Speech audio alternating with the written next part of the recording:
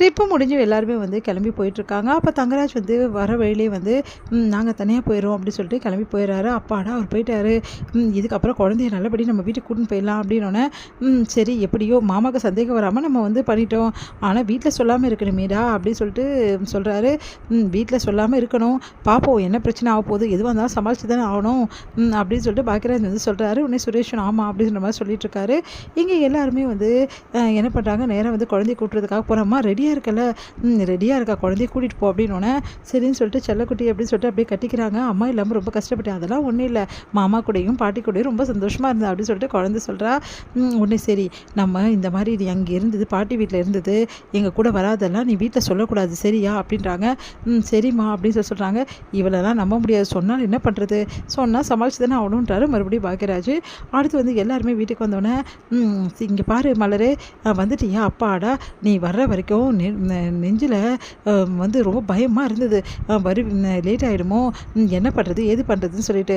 சரிம்மா இப்போ தானே வந்தோம், ரொம்ப டயர்டாக இருக்குது எல்லாருக்குமே அப்படின்னா, டயர்டாக இருந்தால் அதுக்கு என்ன பண்ணுறது, இப்போல்லாம் சாப்பாடெல்லாம் செய்கிற மலரை எல்லாருக்கும் போய் சமைச்சு அப்படின்னோடனே, அம்மா இப்போ தானம்மா வந்திருக்கோம், டயர்டாக இருக்காத மலருக்கு, எப்படிமா சமைக்க முடியும் அப்படின்னா, அதுக்கு என்னடா பண்ணுறது, சமைச்சு தானே ஆகணும்னு சொல்லிட்டு எப்பவும் போல் அவங்க வேலை சொல்கிறாங்க. சரிங்க அத்தை நான் சமைக்கிறேன் அப்படின்னு சொல்லிட்டு மலர் போகிறாங்க. ஒன்று நில்லுங்க அப்படின்றாங்க. நம்ம வந்து மதி என்ன மதி அப்படின்னோடனே, இங்கே பாருங்கள் இப்போ தான் அக்கா வந்திருக்காங்க, உடனே எல்லாருக்கும் சமைக்க முடியுமா, அதனால் ஆர்டர் பண்ணிடுறேன் நான், எல்லோரும் சாப்பிடுங்க அப்படின்னோடனே, ஆர்டரா, அதெல்லாம் இந்த வீட்டில் பழக்கம் இல்லை, என்ன மலரே ஆர்டர் பண்ணுறேன்றா, நீங்கள் வீட்டில் தானே இருக்கீங்க, எதாவது சமைச்சு வைக்கலாம்ல, என்னையே கேட்குறிய கேள்வி நீ, அதெல்லாம் சமைச்சு வைக்க முடியாது, எனக்கு இங்கே வேலையே சரியாக இருந்தது இத்தனை நாள், இவ இல்லாமல் எவ்வளோ வேலை தெரியுமா, ஒரே ஆளாக தனியாக செய்ய முடியல, அதுக்கு தானே அந்த அக்கா வர வச்சோம், அவள் எங்கே செய்கிறா, அவள் செய்கிறதெல்லாம் அந்தளவுலாம் சரியில்லை அப்படின்ற மாதிரி சொல்கிறாங்க. அதை கேட்டுட்டு வந்து மலர் வந்து சரி விடு மதி நானே போய் சமைக்கிறேன் அப்படின்னு சொல்லிட்டு சமையல் கட்டுக்கு போயிடுறாங்க. மதி வந்துச்சே ஏன் தான் இப்படிலாம் பண்ணுறாங்களோ அப்படின்னு சொல்லிட்டு டென்ஷனாக வராங்க. பாவம் அக்கா அப்படின்னு சொல்லிட்டு இங்கே வந்து என்ன பண்ணுறாங்க, அப்பாடா சமைக்கிறது கூட எனக்கு பெரிய விஷயம் இல்லைங்க, நல்ல காலம் குழந்தை எங்கள் வீட்டு தெரியாமல் இருந்து, அதுதான் எப்போ தெரிய போதும் அது வேறு பயமாக இருக்குங்க, என்னால் பார்த்துக்கலாம் மதி மலர் வீடு அப்படின்னு சொல்லிட்டு இருக்காரு நம்ம பாக்கியராஜும். இங்கே வந்து மதி என்ன பண்ணுறாங்க, வந்து நம்ம சுரேஷ்க்கு வந்து தேங்க்ஸ் சொல்கிறாங்க. அது கேட்டு எதுக்கு தேங்க்ஸ் அப்படின்றாரு.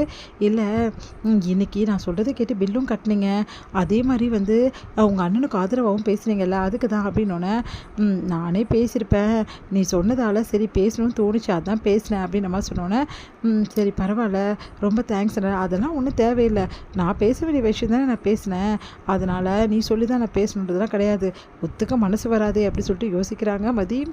இங்கே வந்து என்ன பண்ணுறாங்க, வந்து நம்ம சுரேஷ் வந்து அவன் கிளம்பிட்டுருக்காரு வேலைக்கு ஜாயின் பண்ணுறதுக்காக, இந்த போலீஸ் எல்லாம் ட்ரெஸ்லாம் எடுத்து போட்டு மிடுக்காக ரொம்ப சூப்பராக கிளம்பிட்டுருக்காரு. இங்கே வந்து என்ன பண்ணுறாங்க, கிளம்பிட்டு இருக்கும்போது கரெக்டாக அங்கே வராங்க மதி வந்து கிளம்பிட்டிங்களா அப்படின்றாங்க. ஆமாம் இன்றைக்கி நான் ஜாயின் பண்ண போகிறேன் அப்படின்றாங்க. ஆல் த பெஸ்ட் அப்படின்னு சொல்லிட்டு கை கொடுக்குறாங்க. உடனே சந்தோஷம் தாங்க முடியல சுரேஷுக்கு, இது மதியா இது அப்படின்னு சொல்லிட்டு சுரேஷும் கையை கொடுக்குறாரு. உடனே கொடுக்குறாங்க கையை. சரி நல்ல மாதிரி வந்து ஜாயின் பண்ணுங்கள், வந்து ஆல் த பெஸ்ட் அப்படின்னு சொல்லிட்டு வந்து அங்கேருந்து போயிடுறாங்க. உடனே வந்து சந்தோஷம் தாங்க முடியல சுரேஷுக்கு. மதிக்கிட்ட நிறைய மாற்றம் இருக்குது, அவள் நம்மக்கிட்ட மூஞ்சி கொடுத்து கூட பேச மாட்டா, ஆனால் இப்போ நம்மளுக்கு கை கொடுத்து ஆல் த பெஸ்ட் சொல்கிறா, இது இப்படியே பிக்கப் பண்ணிடணும் சுரேஷு, இல்லை அவ்வளோதான் அப்படின்னு சொல்லிட்டு கிளம்புறாங்க.